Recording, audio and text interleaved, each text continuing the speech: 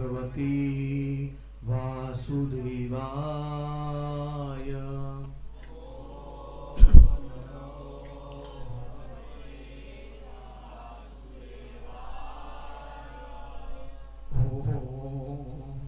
नमो भगवते वासुदेवाय।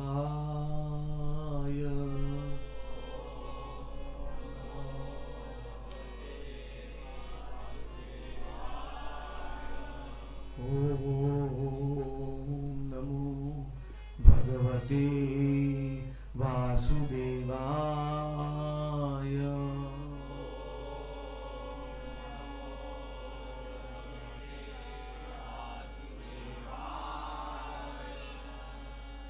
कृष्णाय वासुदेवाय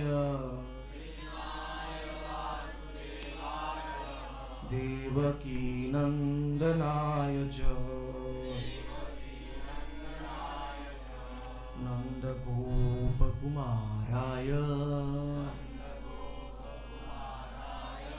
गोविंदाय नमो नमः। श्री जगन्नाथ नीलाद्रि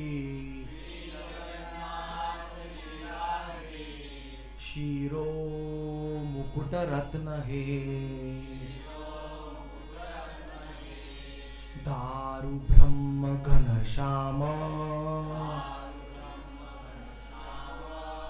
प्रसीद पुरुषोत्तम प्रफुल्ल पुंडरीकाक्ष लवणाब्धि तथामृतः गुटिकोदार मां पाहि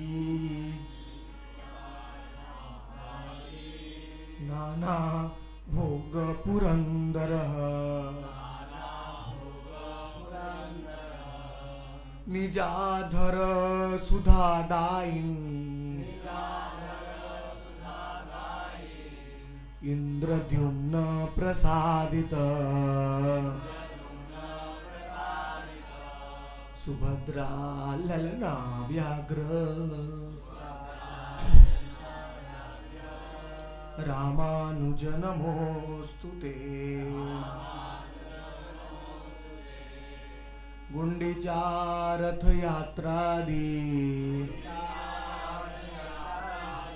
गुंडीचा रथ यात्रादि महोत्सव विवर्धन महोत्सव विवर्धन भक्तवत्सल वंदे त्वां भक्तवत्सल वंदे त्वां गुंडीचारथ मंडनम गुंडीचारथ मंडनम दीनहीन महानीच दीनहीन महानीच दयाद्री कृतमानस दयाद्री कृतमानस नित्य नूतन महात्म्य नित्य नूतन महात्म्य दर्शन चैतन्य वल्लभ दर्शन चैतन्य वल्लभ सकल छाड़िया सकल छाड़िया आशियाची आमी तुम्हारो चरणे नाथ आमी नित्य दास आम्ही नित्यदास तुम्ही पालायता तुम्ही गुप्ता जगन्नाथ तुम्ही गुप्ता जगन्नाथ पतित पावन पतित पावन जगन्नाथ सर्वेश्वर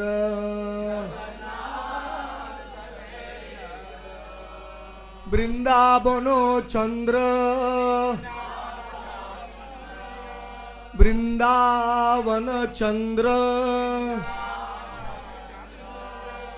सर्वरसेर आकर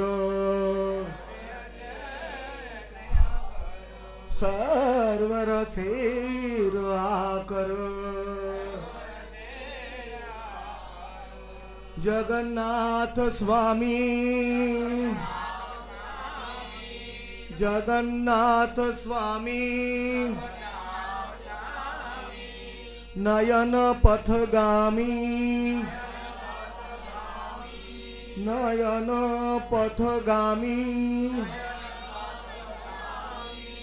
भाव तुम्हें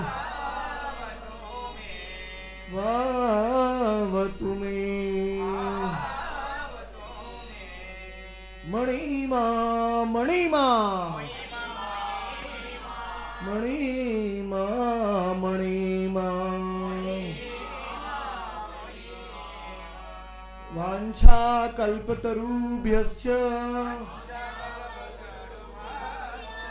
कृपा सिन्धुभ्यैव च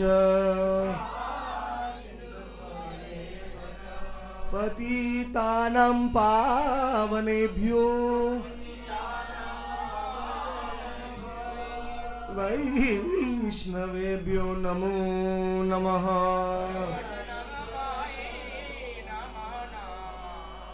वृंदायै तुलसी देव्यै प्रियायै केशवस्य च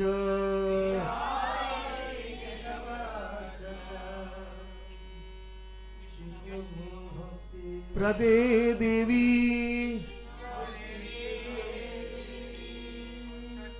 सत्यवत्यै नमो नमः।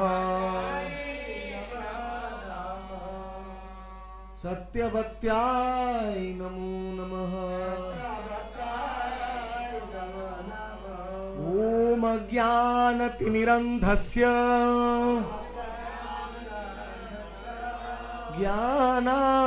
ज्ञानाञ्जनशलाकया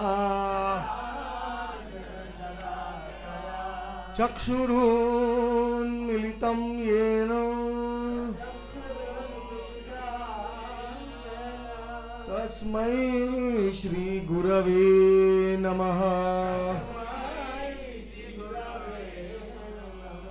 मूकं करोति वाचालं पंगुं लंघयते गिरिं यत्कृपातमहं वन्दे पंचतत्वात्मकं कृष्णं।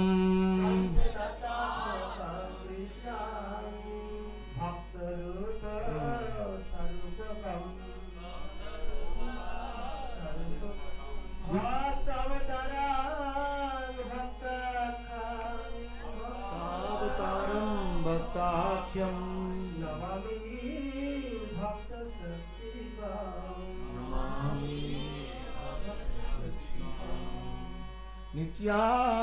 नित्यानन्दमहं नौमि सर्वानन्दकरं परम् हरिनामप्रदं देवम् अवधूत अवधूत शिरोमणिम्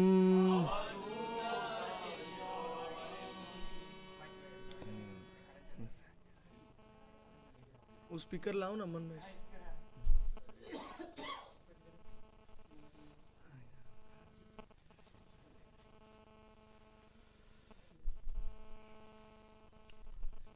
नमो महावदान्याय कृष्ण प्रेम प्रदायते कृष्णाय कृष्ण चैतन्य नामने गौरत्विषे नमः।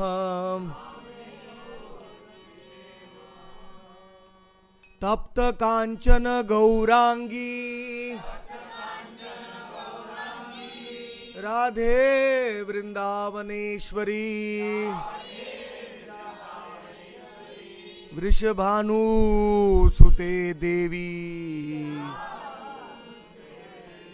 प्रणमामि हरिप्रिये। हे कृष्ण करुणा सिंधु दीन बंधु जगतपते गोपेश गोपिका कांत राधा कांत नमोस्तुते। नित्यानंद मंत्र शक्ति गौरांग गौर गोपाल हरे कृष्ण महामंत्रे सर्वजीव उद्धारकः श्री कृष्ण चैतन्य प्रभु नित्यानंद श्री अद्वैत गदाधर श्रीवासादि गौर भक्त वृंद। हरे कृष्णा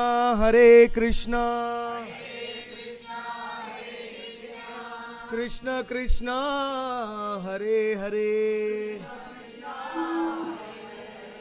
हरे राम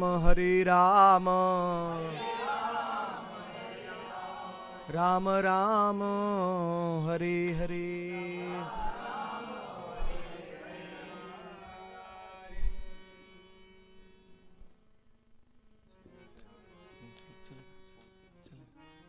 धाम में नाम लेने से उसकी शक्ति अनंत टाइम बढ़ जाती है, तो कृपा करके जोर से नाम लीजिए। हरे कृष्णा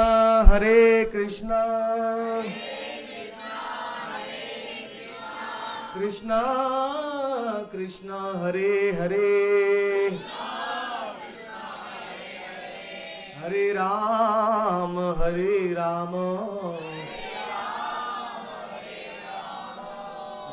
राम हरे हरे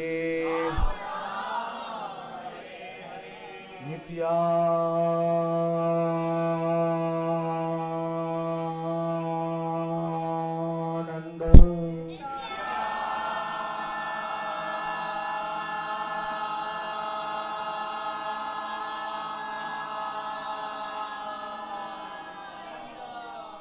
ये नित्यानंद के नाम से शरीर में अष्ट सात्विक विकार की जागृति होती है। जो हमारे अंदर सुषुप्त प्रेम है वो नित्यानंद के नाम से प्रकट होता है। सब लोग और एक बार बोलेंगे नित्यानंद।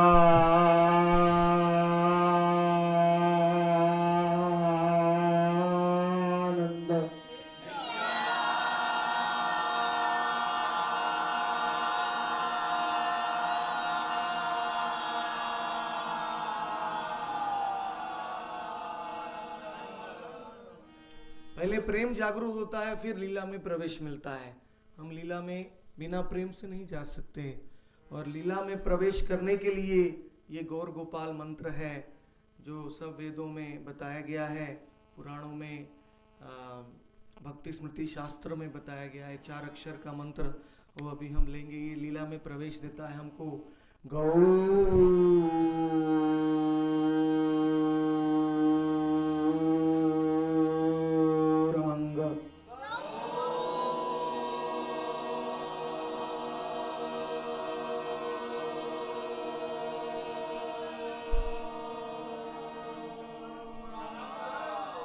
आप मेरे से भी ज्यादा भक्ति से ले रहे हैं, बहुत अच्छा। गौरांग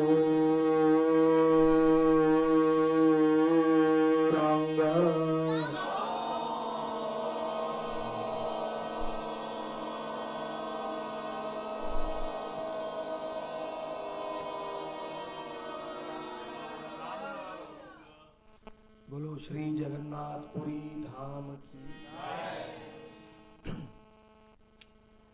सबार देखिए चतुर्भुज देव गणे, जो जगन्नाथपुरी धाम में प्रवेश करता है सबके 4 हाथ हो जाते हैं, शंख चक्र गदा पद्मधारी। तो इसीलिए देवता लोग आकाश में से देखते हैं पुरी धाम के वासियों को और पुष्प वर्षा करते हैं। पूरी ते वैसे जो तो जंतु कीट कृमि सबार देखी चतुर्भुज देव गणे। कीड़े मकोड़े गाय बंदर पक्षी सब जगन्नाथपुरी में 4 हाथ होते हैं, कोई भेदभाव नहीं है यहाँ पुरी में। और इस स्पर्शनाद तत्क्षेत्रम पुनर्जन्म न विद्यते, इस क्षेत्र का स्पर्श करने से, अपने चरणों से, अपने हाथों से, अपने दंडवत करने से पुनर्जन्म नहीं होता है।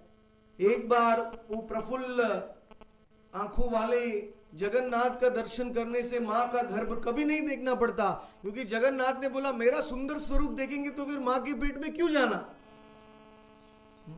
कभी नहीं देखना पड़ता है। तो इतना सहज भक्ति से सहज इतना बड़ा फल मिलता है, तो कौन पूरी नहीं आएगा, कौन नहीं आएगा?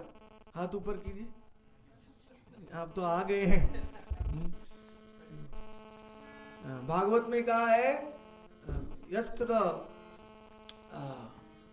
गोखरा, गोखरा पशु की हत्या करने वाले पापी दुष्ट जो जीव है वो पूरी आने की नहीं सोचेंगे, बाकी सब लोग पूरी में आएंगे। प्रदक्षिणा फल पाए करीले भ्रमण, वंदना फल पाए करीले कथन। पूरी में आप जो भी कुछ बोलेंगे वो भगवान की प्रार्थना वंदना हो जाती है। और पूरी में आप कहीं भी चलेंगे वो परिक्रमा हो जाती है। सबको हिंदी समझता है? You understand Hindi? Hindi is fine. पूरी में शयन करने से दंडवत हो जाता है और नींद आ जाएगी तो समाधि का फल मिलता है। समाधि का फल किसको चाहिए? तो खाली सो जाइए पूरी में। तो जो 12-12 घंटे सोते हैं उनके लिए बहुत फायदा है पूरी में। 12 घंटे समाधि मिल जाती है। जैसे नवदीप धाम में भागीरथी स्नाने ते घटय सालोक्य सार्ष्टि सामीप्य सारूप्यैकत्वम अप्युत दीयमाणाम न गृह्णन्ति मत सेवनम जन। 5 प्रकार की मुक्ति भागवत ने बताई है।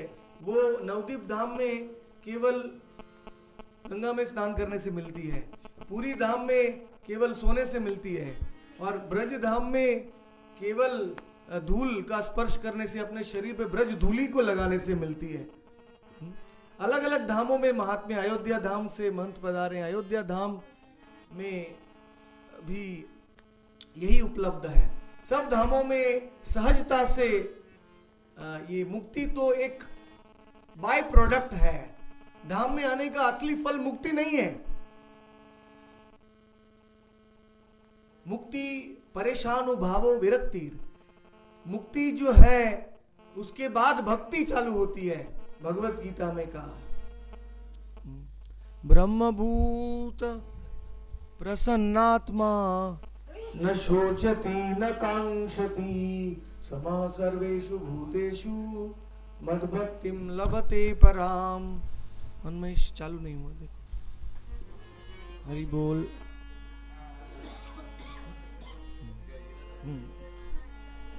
हरि बोल, हरि बोल। हाँ, हो गया। हरि बोल।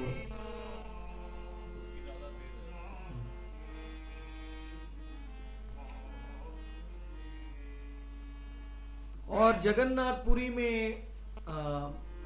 यमराज का भय नहीं है।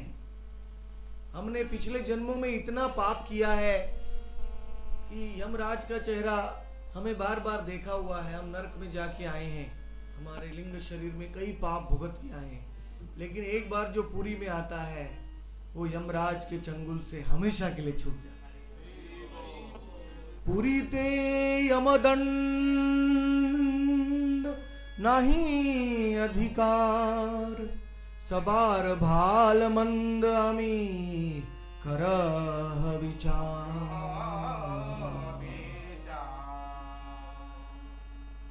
सबका अच्छा बुरा पुरी में आने से केवल जगन्नाथ देखते हैं, यमराज नहीं देख सकते।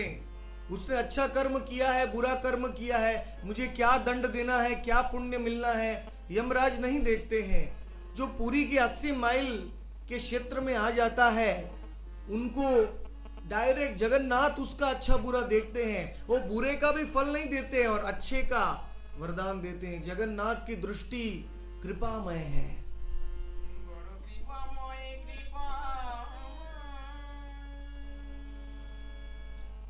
तो ये पुरी का महात्म्य, पुरी र मर्म मोर केह नहीं जाने, यही परम गोप्य पुरी। कृष्ण ने शंकर को पुरी के क्षेत्र महात्म्य में पद्म पुराण में ये पुरी का महात्म्य समझाया। पद्म पुराण और स्कंद पुराण क्षेत्र मंडल का महात्म्य। शंकर जी ने कहा ये पुरी मेरी परम गोप्य है, इसका मर्म कोई नहीं जानता है। ये शंख का क्षेत्र है 80 माइल का, बीच में कल्प बट है, वांछा वट, उसके नीचे मैं बट गोपाल के रूप में लेटा हुआ हूँ। उसके मैं 50 ब्रह्मा के 50 साल तक नील माधव के रूप में मैं प्रकट होता हूँ। नीलाचल पर्वत और नील समुद्र के बीच में जो धाम है उसको नीलाचल धाम कहा गया। इसलिए पूरी तो पूरा शंख क्षेत्र है। इधर लोकनाथ है, इधर यमेश्वर है, इधर नीलकंठेश्वर है, इधर मार्कंडेश्वर है, बीच में कपाल मोचन है जगन्नाथ के मंदिर के अंदर। लेकिन जो बीच में कल्प वट से लेके समुद्र तक जो शंख का आधा भाग है, ये सबसे शक्तिशाली है पुरी में, क्योंकि यहां भगवान कृष्ण ने लीला की थी और जगन्नाथ देव यहां समुद्र के किनारे विचरण करते हैं बलदेव भैया के साथ। पुरी में वैष्णव तंत्र में कहा गया है कि यह करोति स गोकुले मथुरा द्वारका लीला यह करोति स गोकुले नीलाचल स्थित कृष्ण स्वयं एव चरति प्रभु।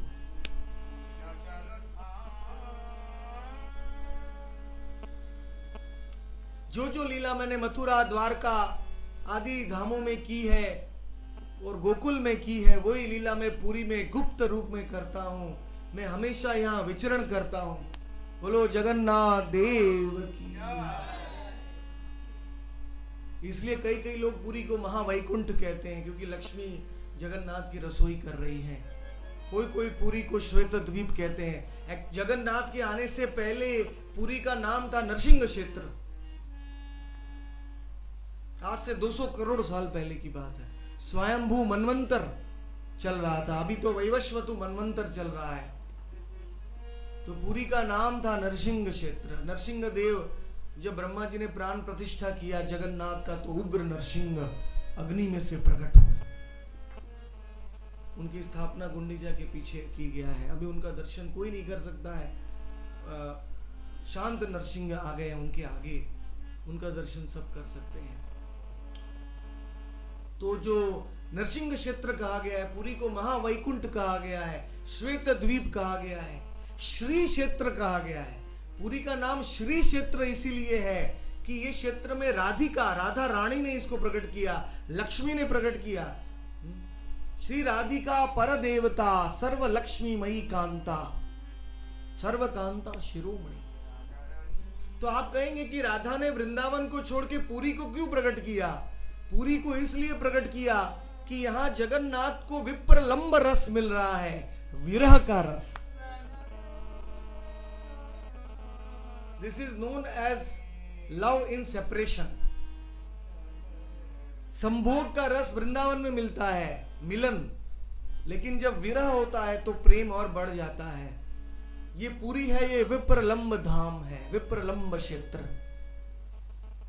जो महान पुरुष हैं, सिद्ध पुरुष जो पुरी में आते हैं, वो पुरी में घूमते हैं, वो नित्य विप्रलंब में रहते हैं, वियोग में।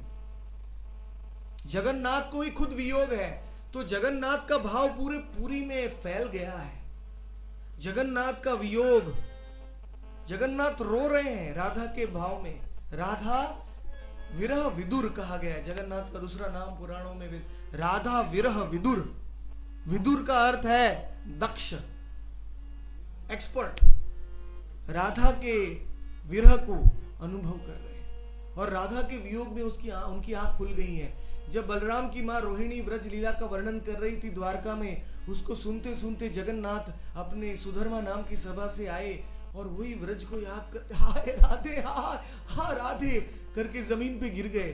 बलदेव और जगन्नाथ, और दोनों के हाथ महाभाव में अपने शरीर के अंदर चले गए। जब ब्रज का अतिशय स्मरण हुआ भगवान को 100 साल के बाद द्वारका में, तो भगवान कछुए की तरह बन गए।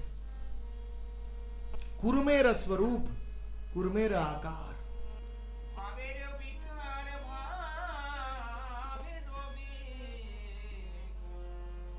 भाव का विकार है।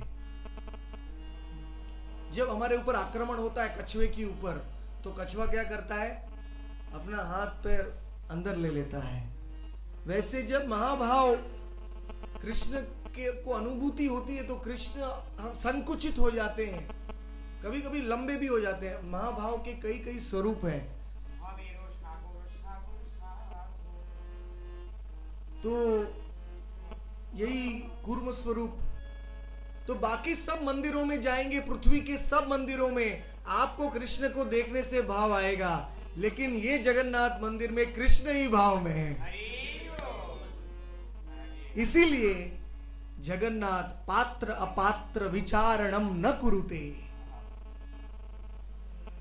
सामने कौन आया है नहीं देखते, क्योंकि वो खुद भाव में है। जब खुद भाव में होते हैं तो सबको कृपा वितरण। इसीलिए कभी लिखता है, हमने जो श्लोक पढ़ा कि हमें जगन्नाथ के पास सच बोल के जाना चाहिए, झूठ नहीं बोलना चाहिए। जब हम जगन्नाथ के सामने जाते तो हमें क्या बोलना चाहिए? हे प्रभु, दीनहीन महानीच, दीनहीन महानीच, दयाद्रीकृत मानस, नित्य नूतन महात्म्यम्, दर्शिन चैतन्य वल्लभ। पहले अपनी पतित स्थिति को जगन्नाथ को बताना चाहिए और फिर जगन्नाथ की दया के भाव को जागृत करना चाहिए। ऐसा कहना चाहिए, दयाद्री कृत मानस, प्रभु आप दयामय हैं और मैं सबसे नीच हूं। अगर ऊपर से नीचे कृपा जल्दी आती है, समान स्तर में कृपा नहीं जाती है, तो हे प्रभु मेरे ऊपर कृपा कीजिए। जगन्नाथ के सामने ये याचना करनी चाहिए। और ये 2 दिन, आज और कल, आज गुंडीचा यात्रा, गुंडीचा मार्जन है और कल गुंडीचा यात्रा है।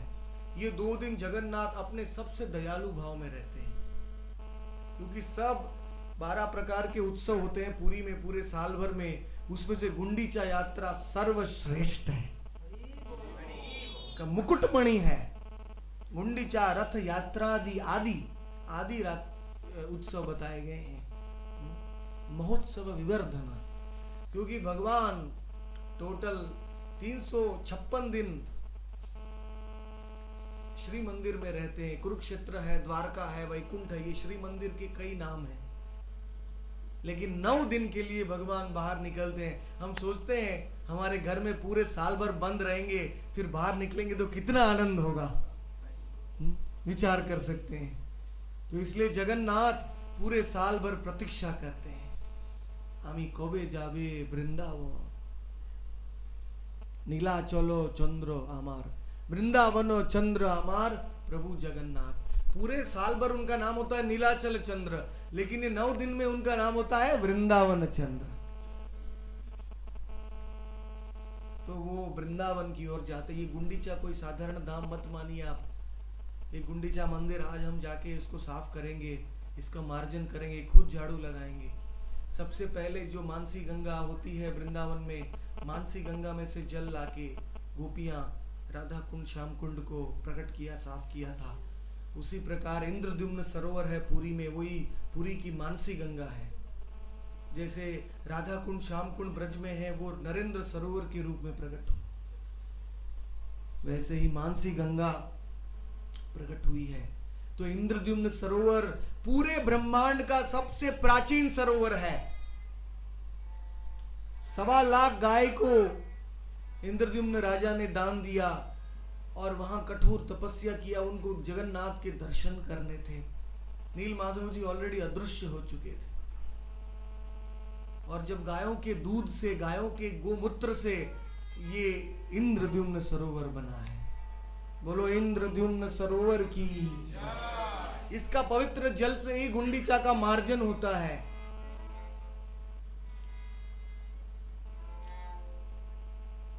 भगवान श्री गौरहरि स्वयं 500 साल पहले आए और उन्होंने बताया कि गुंडीचा का मार्जन क्यों करना चाहिए। क्योंकि हमारे हृदय में जब कृष्ण आते हैं, उसके पहले हृदय सब विषयों से मुक्त होना चाहिए। विषय छाड़िया कबे शुद्ध होबे मन,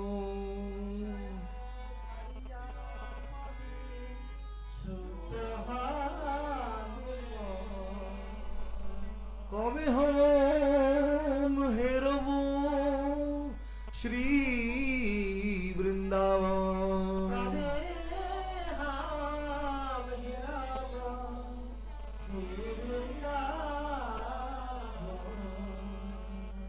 रूप रघुनाथो पदे हुई व्याकुति,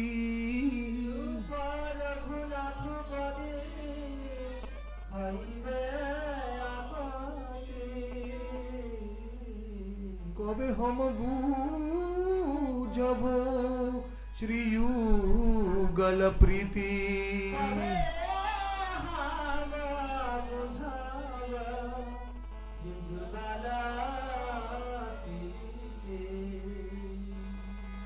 जो अपने हृदय में राधा कृष्ण को निरंतर देखना चाहता है, उसको अपना हृदय पवित्र बनाना है, और हृदय पवित्र बनाने के लिए हृदय का मार्जन करना पड़ता है। और हृदय का मार्जन कैसे होता है, भागवत में बताया। शृण्वतां स्वकथा कृष्ण,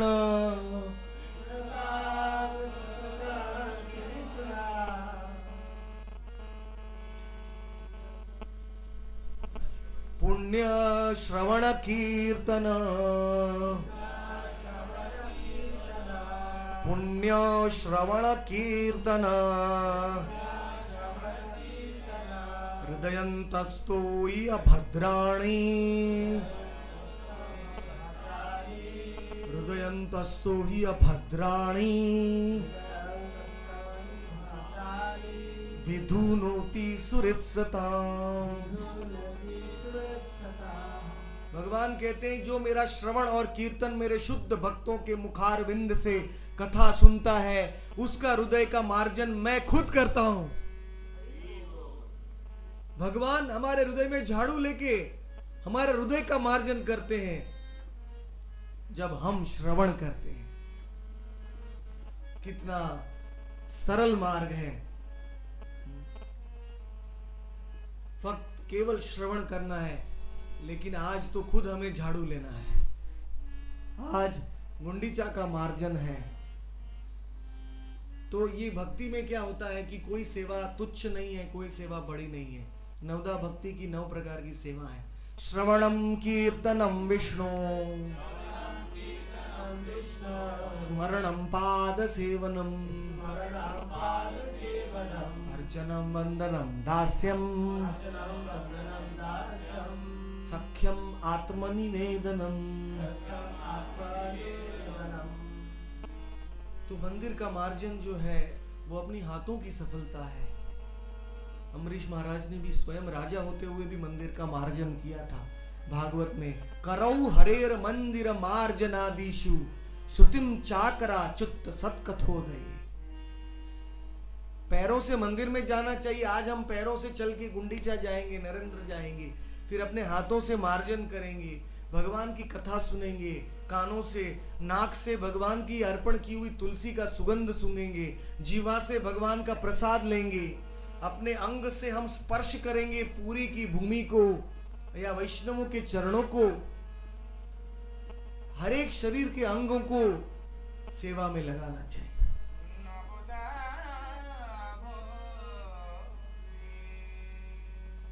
और वो नम्र भाव, जब ओडिशा का राजा प्रताप रुद्र बड़ा राजा था, गौरहरि ने उसको मिलने से मना कर दिया। बोलते तुम राजा हो, मैं सन्यासी हूं, मैं नहीं मिलूंगा। लेकिन वो राजा ने जब झाड़ू लिया जगन्नाथ के सामने, सोने का झाड़ू, वो जगन्नाथ की धरती को साफ करने लगा, तो भगवान का हृदय कोमल हो गया। दीनेरो अधिक दया करे भगवान, कुलीन पाषंडीर हय बड़ अभिमान।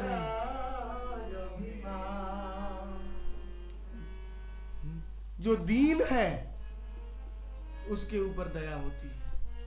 हमारे साधन, हमारे भजन, हमारी भक्ति का एक ही लक्ष्य है, दीनता।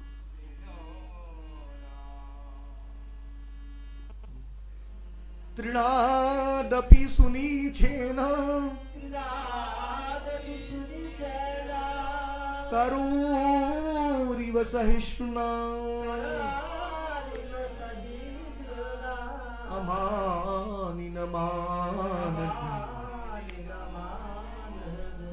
कीर्तनीय सदा हरि।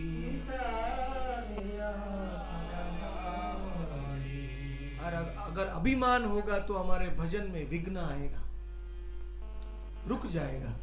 कोई कुछ बोल देगा तो हमें निराशा होगी। लेकिन जो अपने आप को तृण से भी नम्र मानता है, वृक्ष से भी सहिष्णु मानता है, सबको सम्मान देता है, लेकिन अपने आप सम्मान की इच्छा नहीं रखता है, वो निरंतर हरि का नाम ले सकता है। उसको सिखाने के लिए आज स्वयं भगवान गौरहरि ने झाड़ू पकड़ा है। पुरी के मेन पड़ीचा जो है हेड पुजारी को बुलाया। भगवान ने बोला मुझे झाड़ू चाहिए, 100 झाड़ू और मटके चाहिए। मैं आज गुंडीचा मंदिर को स्वयं साफ करूंगा क्योंकि मेरे प्रभु जगन्नाथ आने वाले। तो ये संस्कृत का श्लोक है, बहुत सुंदर श्लोक है, मुझे इतना पसंद है। मैं बोलूंगा, आप सब मेरे पीछे। आपको समझ में नहीं आएगा कोई बात नहीं, लेकिन आप सब मेरे पीछे। श्री गुंडीचा मंदिरम आत्मवृंदै सम्मार्जयम् शालनत स गौरः स्वचित्तवत् चितलम् स्वचित्तवत् शीतलम् उज्ज्वलं च कृष्णोपवेशौपैकम्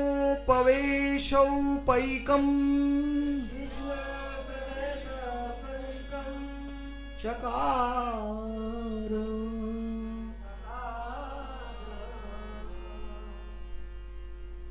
अपने आत्मवृंदई कलयुग में भागवत के 11वें स्कंद में जब महाराज निमि ने नव योगेंद्र को प्रश्न पूछा कि कलयुग में कौन सा अवतार होगा, तो नव योगेंद्र करभाजन मुनि ने कहा कृष्ण वर्णम त्विषा कृष्णम सांगोपांगास्त्र पार्षदम यज्ञै संकीर्तनै प्रायै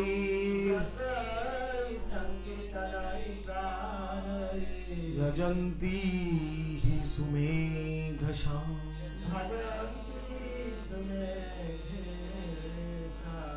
ये कलयुग में वही अवतारी कृष्ण वापस आएंगे, लेकिन इस बार वो कृष्ण त्विषा उनकी अकृष्णम होगी, त्विषा उनकी गोरी होगी, उनका रंग सुवर्ण वर्ण में राधा के भाव में आएंगे, लेकिन वो कृष्ण का ही वर्णन करेंगे। कृष्ण वर्णम त्विषा अकृष्णम। और 3 शस्त्र को लेके आएंगे। कलयुग में सुदर्शन चक्र लेके नहीं आते हैं भगवान। सांगोपांगास्त्र पार्षदम, अपने पार्षद को लेके आएंगे अपने भक्तों के साथ। जो वृंदावन की गोपियां हैं वो सब कलयुग में पुरुष रूप में आई हैं, गौर भक्त के रूप में। और दूसरे भगवान अपने शरीर के सौंदर्य को लेके आएंगे। तप्त हेम सम कांति प्रकांड शरीर नवमेघ जिनी कंठ वाणी जे गंभीर। शरीर के सौंदर्य को लेके आएंगे और तीसरा उनका नाम लेके आएंगे। कली काले नाम रूपे, कली काले नाम रूपे कृष्ण अवतार। नाम होइते होए, नाम होइते होए सर्व जगत निस्तार।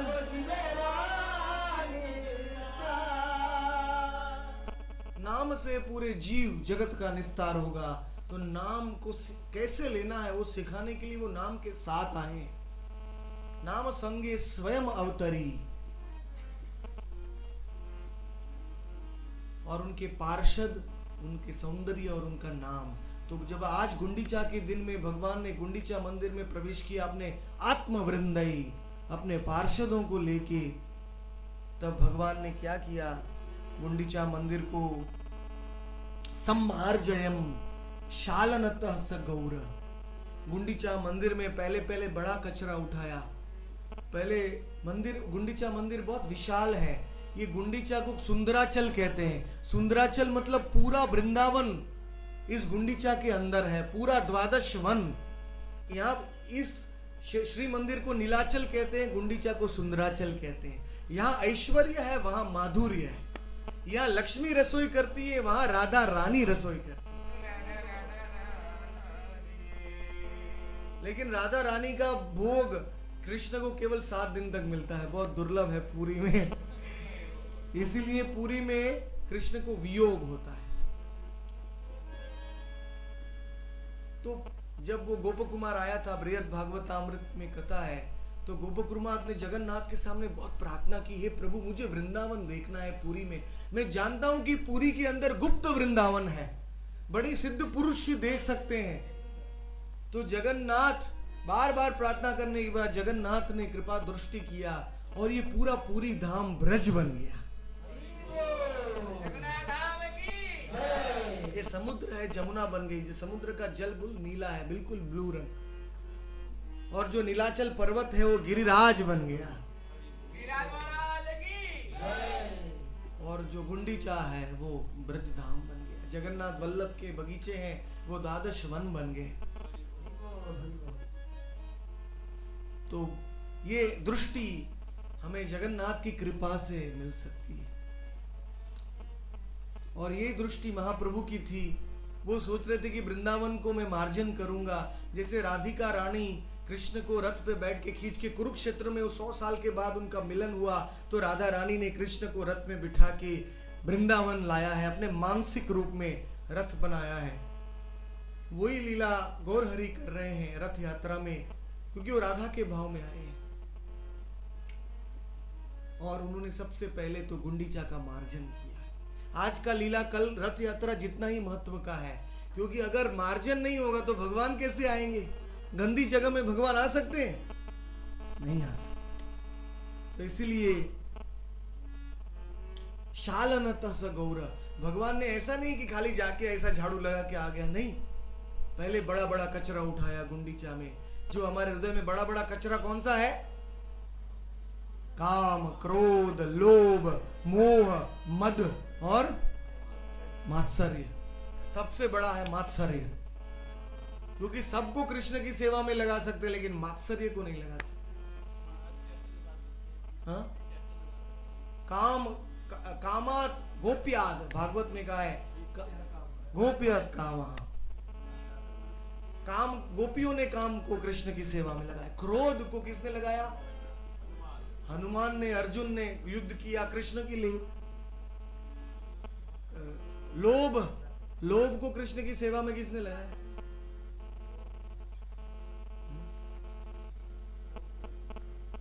खटवांग ऋषि हैं, कई उदाहरण है। चंद्रकांति नाम की अप्सरा थी, रुक्मिणी है। जब नारद जी के मुख से कृष्ण लीला सुनी तो रुक्मिणी को लोभ हो गया।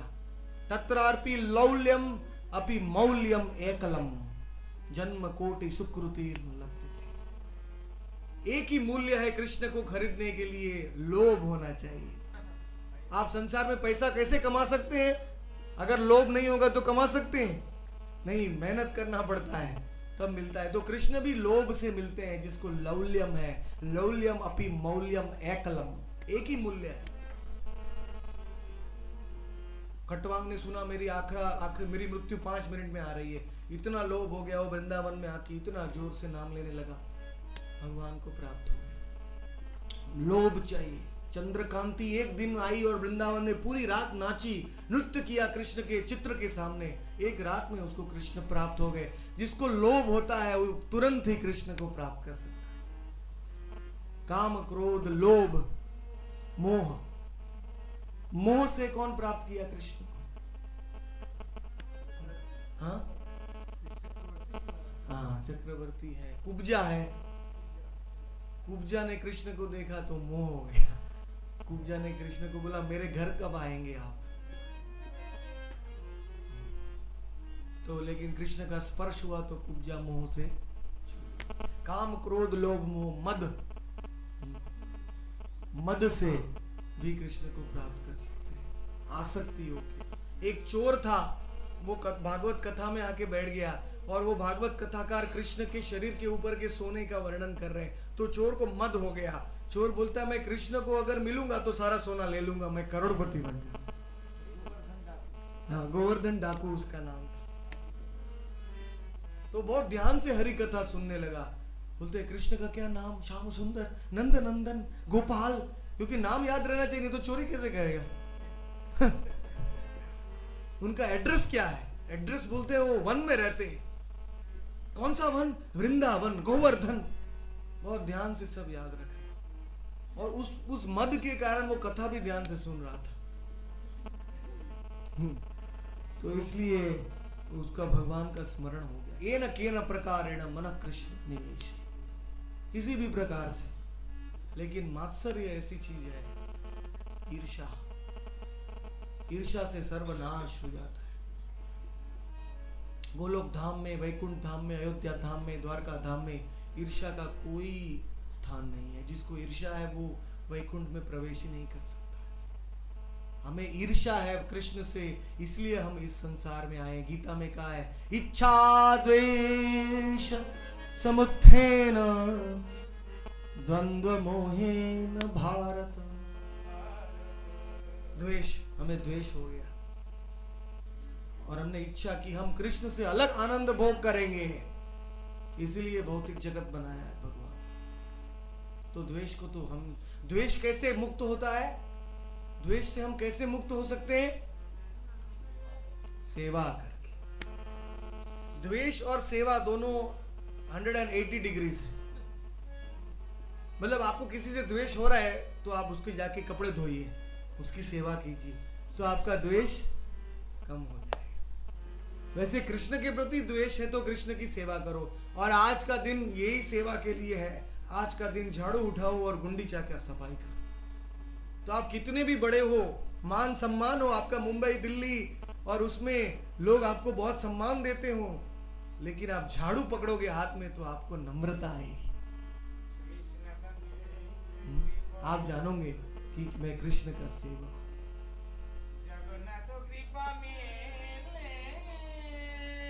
केवल वो राजा ने झाड़ू पकड़ा और भगवान को दया आ गई। मतलब कि ये नम्र भाव, अपनी सब उपाधियों को छोड़ दिया।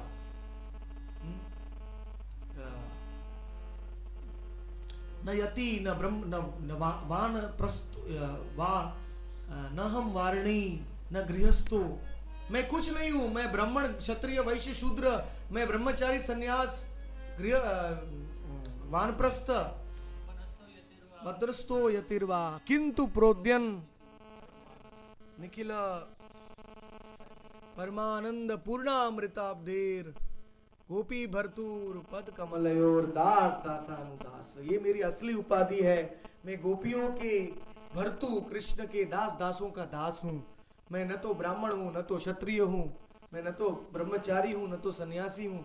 तो ये सब उपाधियों को छोड़ने के आज दिन है। आज जो गुंडीचा का मार्जन करता है वो सब उपाधियों से मुक्त हो जाता है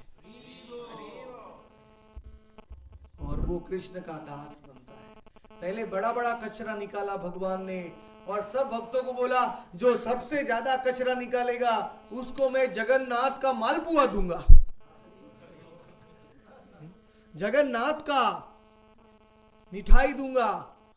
तो सब भक्त लोग लगे, भगवान ने इंसेंटिव दिया। इंसेंटिव मतलब पुरस्कार।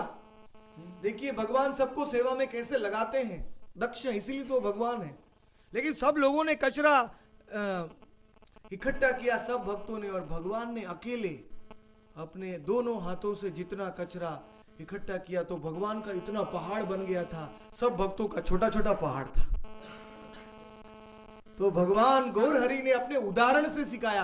भगवान ने खाली ऑर्डर नहीं दिया करो कचरा इकट्ठा करो और जाके बैठ गए, ऐसा नहीं किया। भगवान खुद भी अपने उदाहरण से दिखा रहे हैं। जीवेर शिखाइमु श्लोक है चैतन्य चरितामृत में, अपनी आचरिते जीवेर शिखाइमु, अपने आचरण से भगवान ने जीव को सिखाया। इसीलिए तो भगवान कलयुग में आए, क्योंकि कृष्ण ने गीता में उपदेश दिया। लेकिन भगवान गोलोक जाके सोचने लगे कलयुग में कोई उपदेश मानने नहीं वाला है। जब मैं ऑर्डर देता हूं तो लोग पीछे चले जाते हैं। आजकल कलयुग में कोई ऑर्डर नहीं मानता है। ऑर्डर देंगे तो बोलेंगे चलो, अहंकार है लोगों को। तो इसलिए भगवान वापस आए कलयुग में और इस बार ऑर्डर नहीं दिया, इस बार करके दिखाया। भगवान ने अपनी आचरिमु प्रभु जीवेर सिखाए, आचरण से गुंडीचा मंदिर का मार्जन किया। फिर इंद्रद्युम्न सरोवर में गए, फिर बड़ा कचरा हाथ से निकालने के बाद झाड़ू लगाया। भगवान ने गुंडीचा मंदिर को साफ किया झाड़ू से। नहीं, ये इंद्रद्युम्न राजा स्वयंभू मनवंतर के अंत में ये अवंती देश के राजा थे। ये इनको इच्छा हुई कि मैं परम परमेश्वर पुरुषोत्तम भगवान का दर्शन करना चाहता हूँ। बहुत उत्कंठित हुए और उस समय उन्होंने सब अपने योद्धाओं को और सब मंत्रियों को पूरे भारत के कोने कोने में भेज दिया कि पूर्ण परमेश्वर भगवान कहाँ है, ढूंढ के निकालो, उनका मैं दर्शन करूंगा। तो किसी को भी वो नहीं मिले। लेकिन एक साधु है, उनकी सभा में आके बोला, श्री क्षेत्र पुरुषोत्तम क्षेत्र में जाओ, वहां पुरुषोत्तम नील माधव भगवान विराजमान है। तो उन्होंने अपने विद्यापति नाम के ब्राह्मण को यहाँ भेजा पुरुषोत्तम क्षेत्र में, और विद्यापति ने आके यहाँ कल्पवट के नीचे वो विश्वासु नाम का सबर था जो यहाँ सेवा कर रहा था, और उस सवर की पुत्री का नाम था ललिता। तो ये सवर किसी को वहां, पहले नीलाचल पर्वत 10,000 फुट ऊंचा था, बहुत ऊंचा था, अभी तो 22 सीढ़ियां चढ़नी पड़ती हैं। खाली जगन्नाथ मंदिर में जाने के लिए उसको 22 पहाड़ कहते हैं। उसको 14 वैकुंठ और 14 भुवन और 8 वैकुंठ को पार करके जगन्नाथ मंदिर में जाते हैं। तो नीलाचल पर्वत छोटा हो गया है, उस समय नीलाचल पर्वत बहुत ऊंचा था, तो वो विश्वासु जंगल में चढ़ के जाता था। तो लेकिन विद्यापति ने बहुत रिक्वेस्ट किया है। विश्वासु बोला ऑलरेडी भविष्यवाणी हो चुकी है कि इंद्रद्युम्न जब यहाँ आएगा तो नील माधव मेरे हाथ से चले जाएंगे, मैं उनकी सेवा नहीं कर सकूंगा, मैं तुमको नील माधव नहीं दिखाऊंगा। तो विद्यापति ने आइडिया लगाया, विद्यापति ने ललिता से शादी कर ली। विश्वासु की पुत्री थी ललिता, फिर वो दामाद बन गए। फिर बोलने लगे देखिए ससुर जी, आप तो मेरे पिताजी हैं, अभी तो मुझे लेके ही जाना पड़ेगा, मैं आपकी सेवा करूंगा। तो विश्वासु बोला ठीक है आपको लेके जाऊंगा, लेकिन आंख में पट्टी लगानी पड़ेगी। तो इन्होंने कुछ राई के दाने रखे और जाते जाते सब डालते गए, वो रास्ता बन गया और ऊपर पहुंचे तो गुफा में खुली और नील माधव भगवान का दर्शन विद्यापति को हुआ। बोलो नील माधव की। वो आखिरी व्यक्ति थे जिनको नील माधव का दर्शन हुआ, उसके बाद किसी को नहीं हुआ। जो नील माधव थे उनके चतुर्भुज रूपी कृष्ण के स्वरूप थे, नील मणि से उनका विग्रह बनाया हुआ था। देवता लोग आकाश में से आके यहाँ लैंडिंग करके नीलाचल पर्वत में नील माधव को भोग लगा के चले जाते थे। इसलिए विश्वासु केवल देवताओं का महाप्रसाद खाता था, इसलिए विश्वासु 10,000 साल तक जिया। समर। तो विश्वासु ने सेवा के लिए गया, चंदन वंदन फूल एकत्रित करने के लिए। बोला विद्यापति को तुम नील माधव की सेवा करो। उस देरी में एक कौवा आया और कल्पवट के ऊपर से गलती से वो कौवा नीचे रोहिणी कुंड में गिर गया, और जैसे ही रोहिणी कुंड में गिर गया विद्यापति दौड़ के गया देखने के लिए, तो कौवे के बजाय विष्णु दूत पानी में से बाहर निकल रहा है। विमान आया उसको लेने के लिए। तो ब्रह्मा जी ने इसको देखा, ब्रह्मा जी ने आश्चर्य हुआ। ब्रह्मा जी बोलते मैंने वेदों में लिखा है कि मनुष्य जीवन से ही वैकुंठ जा सकते हैं, लेकिन पुरी में ये कल्पवट की ये महिमा है इस पूरी धाम की कि जानवर एक कौवा भी सीधे वैकुंठ जा सकता है। एक कौवा भी सीधे वैकुंठ जा सकता है, तो हम सबका क्या कहना, हम मनुष्य रूप में पुरी में आए हुए हैं, मतलब हमको गारंटी है। क्योंकि मैं आपको और एक उदाहरण देता हूं। आप किसी के घर में जाएंगे तो वो दरवाजा खोलेगा, आपका आओ भगत करेगा, स्वागत करेगा। आप किसी को बाहर मिलेंगे तो आपको भूल सकता है, लेकिन आप उसके घर में जाएंगे तो कभी भूलेगा आपको? नहीं भूलेगा। वैसे भगवान ने कहा ये मेरा घर है, पूरी का शब्द घर, और ये मेरा घर है, इसका क्या नाम दूंगा? अभी मेरा बंगला होगा तो मैं बोलूंगा गुप्ता जी का बंगलो, ऐसा ही नाम देता हूं ना, जो वहां रहता है उसके नाम से नाम देता हूं। तो ये जगन्नाथ पुरी, मतलब ये मेरा घर है।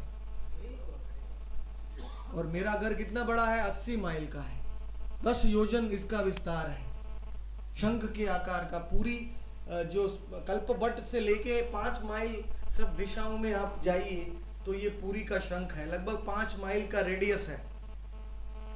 हमारा आश्रम है वो 1-1.5 माइल के अंदर है, मतलब चिंता मत कीजिए, पूरी के अंदर है। आगे जमुना नदी है जो समुद्र में मिलती है, वहां पूरी का अंत होता है। तो ये पूरी 80 माइल में जगन्नाथ का घर है। यहाँ जो भी प्रवेश करता है जगन्नाथ के रजिस्टर में उसका नाम परमानेंटली लिखा है। फिर आप पूरी में आके कहीं भी मरेंगे, कहीं भी जाएंगे, आप भूल जाएंगे, लेकिन जगन्नाथ आपको नहीं भूलेंगे। इसलिए पूरी में एक बार आना चाहिए, लेकिन जगन्नाथ को बार बार याद दिलाने के लिए बार बार आना चाहिए। बार बार हमारा स्वार्थ है, पुनर्जन्म नहीं चाहिए हमको। बार बार जगन्नाथ को याद दिलाना चाहिए, मैं हूं, मैं आ रहा हूं। और केवल पुरी में रहने से जगन्नाथ खुश हो जाते हैं।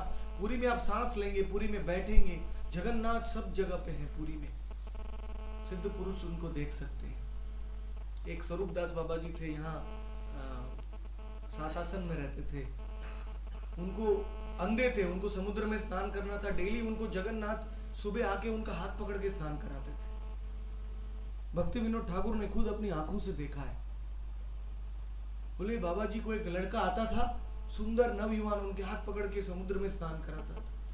मेरे परम गुरुजी हैं भक्ति सिद्धांत सरस्वती, वो कहते थे सब ब्रह्मचारियों को, इधर पुरुषोत्तम गौड़िया मठ है, जाओ सुबह के टाइम इधर बीच में ऊपर कीर्तन करो। तो सब ब्रह्मचारी ने कहा, बोले गुरुदेव सुबह के टाइम तो बीच में कोई नहीं आता है, किसके लिए हम कीर्तन करें? तो भक्ति सिद्धांत ने बोला, पूरी में नित्य लीला चलती है, पूरी में अप्रकट रूप में सुबह और शाम पंच तत्व स्वयं स्नान करने जाते हैं। तो इसलिए हमने पंच तत्व की यहां स्थापना की है, क्योंकि इधर सीधा रास्ता है बीच में जाने के लिए। तो पंच तत्व भगवान स्वयं जाते हैं, स्नान करके आते हैं, हमें दिखता नहीं है हमारे जड़ चक्षु से। ये पूरी में पहले पंच तत्व हैं, और कोई मंदिर नहीं मिलेगा पूरी में पंच तत्व का। अद्वैत आचार्य है महाविष्णु, उनके हाथ में सब विष्णु के सुदर्शन चक्र है कि चिन्ह है। नित्यानंद प्रभु है, बलदेव के सब चिन्ह, हल और मुशल उनके हाथ में देख सकते हैं आप। और राधा कृष्ण के युगल स्वरूप गौरांग है, उनके हाथ में 44 चिन्ह है, उनके चरण में 32 चिन्ह है। राधा कृष्ण के युगल चिन्ह उनके हाथों में विराजमान है। उसके बाद हमारे सबसे प्रिय गदाधर पंडित हैं, जो यहाँ टोटा गोपीनाथ में वास किया है। राधा रानी है, स्वयं गोपीनाथ की आराधना की है उन्होंने। और उसके बाद सब भक्तों के लीडर नारद मुनि, श्रीवास ठाकुर। तो ये पंच तत्व में सब आ जाता है, क्योंकि कलयुग में हम भगवान से दूर भाग रहे हैं। भागवत में कहा है, माया दैत्यप से तुम अन्य धावत, वंदे महापुरुष ते चरणार। कलयुग में माया से जो दूर भाग रहे हैं, उनके पीछे भगवान भागने के लिए आएंगे। द्वापर युग में तो कृष्ण ने उपदेश दिया और छोड़ दिया, यथेच्छसि तथा कुरु। कृष्ण को, अर्जुन को बोला तुमको जो करना है वो करो। लेकिन कलयुग में क्या है, लोग भगवान से दूर भाग रहे हैं, उपदेश भी नहीं सुन रहे हैं, इसलिए भगवान उनके पीछे भागने के लिए आए। 5 स्वरूप में, और एक स्वरूप में आएंगे तो एक उंगली से किसी को पकड़ के वापस नहीं ला सकते, 5 उंगली चाहिए। 5 उंगली से उनको पकड़ेंगे तभी वापस आ जाए। तो एक स्वरूप से कोई छूट जाएगा तो दूसरे स्वरूप पकड़ लेंगे हम। तो पंच तत्व की कृपा से कोई नहीं बच सकता है। पंच तत्व की कृपा से कोई नहीं बच, सबको ये प्रेम बांट रहे हैं, प्रेम का भंडारा खोल दिया है, लूट लूट के प्रेम को पी रहे हैं, संकीर्तन करने से सबको बांट रहे हैं। तो आज गुंडीचा को झाड़ू लगा के मार्जन किया, फिर भगवान इंद्रद्युम्न सरोवर में गए, और इंद्र सरोवर में हजारों मटके भर के भगवान ने सरोवर का पानी भर दिया, और भक्तों की लाइन लग गई। जैसे इंद्रद्युम्न सरोवर से 1 किलोमीटर दूर गुंडीचा मंदिर है, तो सब लोग अपना अपना मटका, और एक एक मटका कृष्ण कृष्ण कृष्ण कृष्ण बोल के मटका ट्रांसफर करते थे। भगवान का नाम लेते लेते मटके को ट्रांसफर करते थे। और सब मटका जब गुंडीचा मंदिर में पहुंच गया, तब सब भक्त लोग दीवाल के ऊपर मटके का जल फेंकने लगे, ताकि दीवाल भी धो के आ जाएगी, और पानी धोते धोते नीचे का कचरा भी साफ करते करते पानी चला जाए। तो गुंडीचा का मार्जन शीतल जल से हुआ। शीतलम, जब हमारे हृदय में काम क्रोध लोभ मोह खत्म हो जाता है, तो हमारा हृदय ठंडा बन जाता है, ठंडक, शीतलम। इसलिए पुरी को शंख क्षेत्र कहा गया है, क्योंकि ये शंख क्षेत्र में शंख के अंदर का जल ठंडा रहता है। तो जो पुरी में आता है वो 3 ताप से मुक्त हो जाता है, आदि भौतिक, आदि दैविक और आध्यात्मिक क्लेश। जो हम संसार दावा नललीड़ लोका त्रणाय कारुण्य घना घनत्व, संसार का जो ताप है उससे पुरी में आने से ठंडक मिलती है, और गुंडीचा मंदिर को मार्जन करने में भी हृदय ठंडा होता है, काम क्रोध लोभ मोह चला जाता है। और उसके बाद जब पानी से भी शीतल हो गया, तो बहुत छोटा छोटा जो कचरा बचा था वो भी भगवान ने उठाने का प्रयत्न किया। और बाद में जब गुंडीचा मंदिर एकदम पवित्र हो गया, एकदम शीतल हो गया, तो भगवान ने बोला संकीर्तन का आरंभ करो, नाचो गाओ, नाचो गाओ, भक्त सने करो संकीर्तन, कृष्ण नाम उपदेशी, कृष्ण नाम उपदेशी, तार सर्वजन। अंत में श्रवण और कीर्तन से ही हमारा उद्धार हो सकता है। इसको स्वरूप सिद्ध भक्ति कहते हैं। तो मार्जन करने के बाद भगवान ने नर्तन किया, कीर्तन किया गुंडीचा में, और ऐसा कीर्तन किया, ऐसा नित्यानंद प्रभु नृत्य करने लगे। बलदेव है, उनके नृत्य करने से तो गुंडीचा में भूकंप हो गया,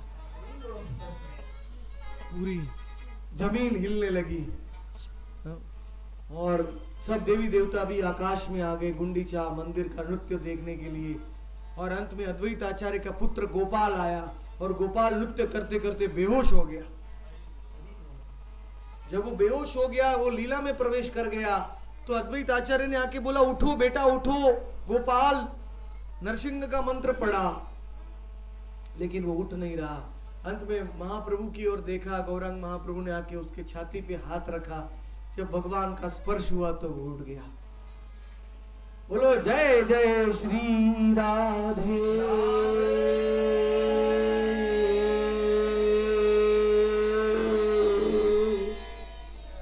तो गुंडीचा में भी 752 चूल्हा है, जैसे ये मंदिर में है वैसे वहां भी है। वहां भी गंगा का कुआं है, सुन कुआं है पीछे, और उस कुएं में 6 चेंबर है, कमरे हैं, जिसमें 752 चूल्हा है। वहां राधा रानी अन्नपूर्णा के रूप में प्रकट हुई हैं। और वहाँ गुंडीचा के मंदिर में जो गुंडीचा के रसोई घर का दर्शन करता है, उसका घर का भंडारा कभी खाली नहीं होता है। वो गुंडीचा मंदिर में भी 4 भाग हैं। भोग मंडप है, सीधे रसोई घर से कनेक्शन है। उसके बाद नाट्य मंडप, वहाँ भी गरुड़ स्तंभ है। उसके बाद जगमोहन है, और फिर नाट्य मंडप गर्भगृह है, जहाँ जगन्नाथ जी वास करते हैं। यहाँ के सिंहासन को रत्न सिंहासन कहा जाता है, वहाँ के सिंहासन को महावेदी कहा जाता है। वो महावेदी के ऊपर ही बैठ के विश्वकर्मा ने 21 दिन तक व्रत लिया था, लेकिन 15 दिन में वो चले गए। जगन्नाथ जी का पहला मतलब उनको कार्विंग क्या कहते हैं हिंदी में, जगन्नाथ जी को शिल्प किया था। जगन्नाथ जी को वो दारू ब्रह्म जो चक्र तीर्थ में जगन्नाथ जी तैरते हुए आए थे, उनको ले जाके गुंडीचा में ही जगन्नाथ जी को शिल्प किया था विश्वकर्मा ने। लेकिन धीरे धीरे आवाज नहीं आ रहा था। 15वें दिन तो गुंडीचा रानी ने दरवाजा खुलवा दिया और विश्वकर्मा अदृश्य हो गए, और भगवान अधूरे रह गए। लेकिन ये अधूरे नहीं है, क्योंकि भगवान ने नारद को द्वारका में वचन दिया था कि ये नारद जो महाभाव स्वरूप मैंने प्रकट किया है, रोहिणी की कथा सुन के, वो महाभाव स्वरूप मैं समुद्र के किनारे पुरी में प्रकट करूंगा।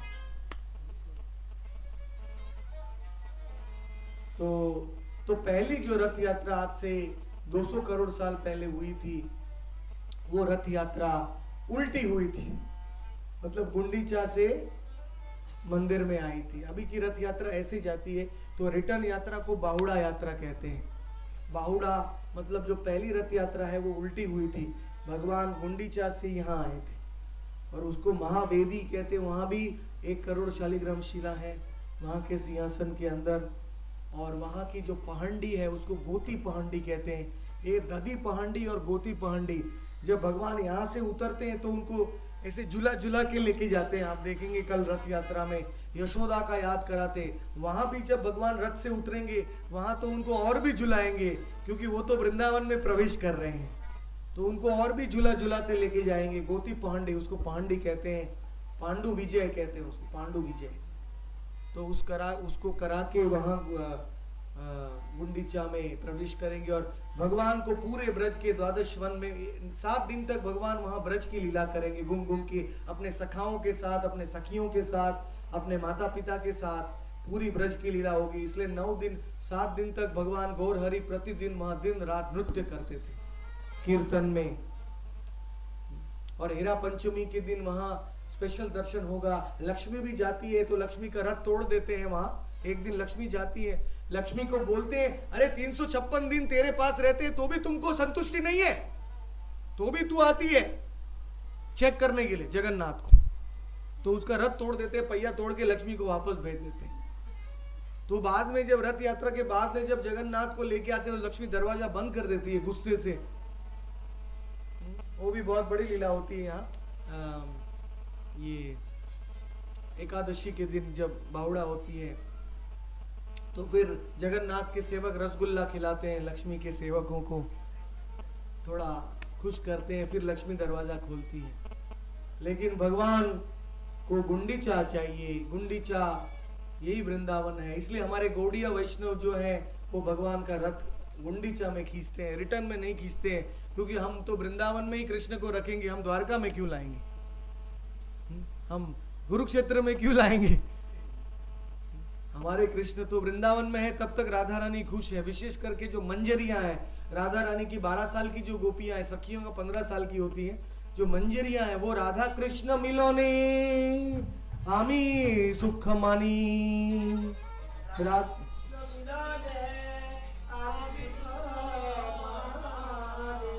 राधा कृष्ण वियोगे आमी दुखे ते मरी।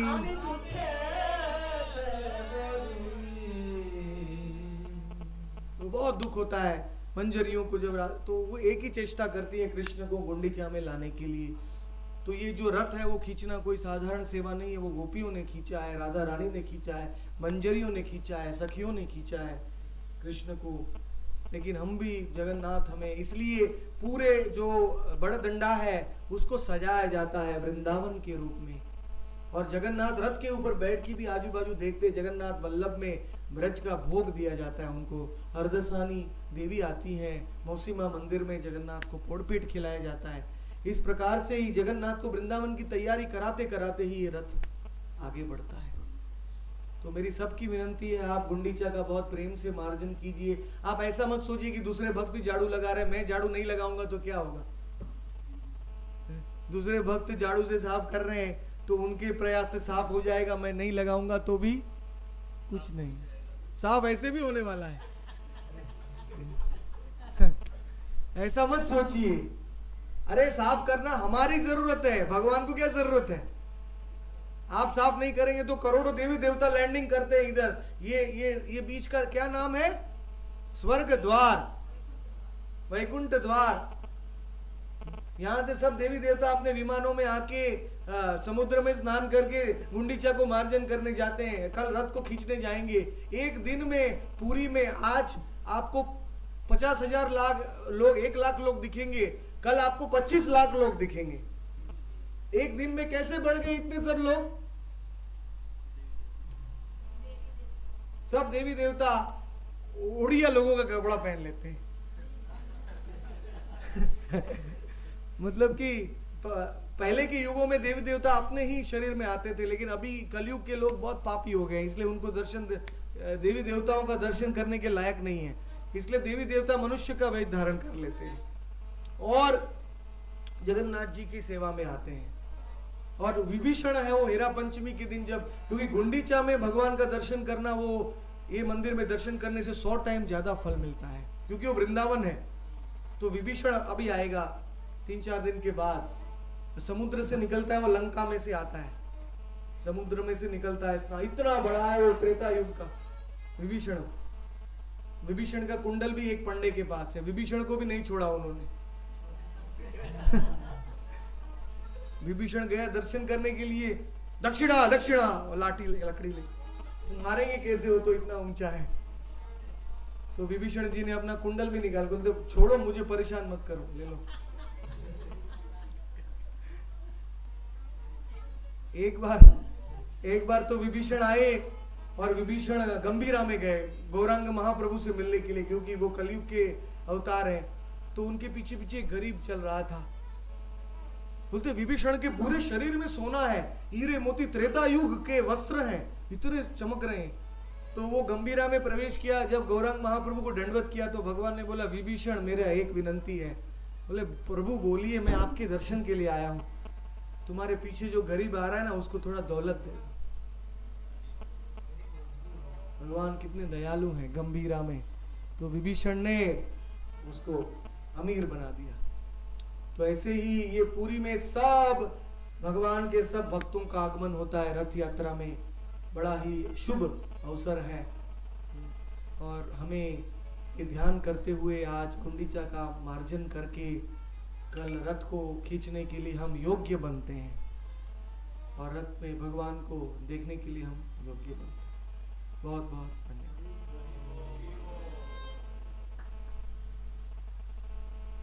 रिक्शा बुला। हरी बोल।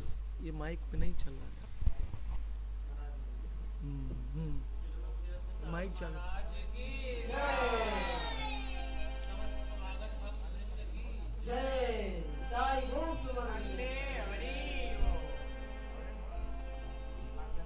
कुछ प्रसाद लेके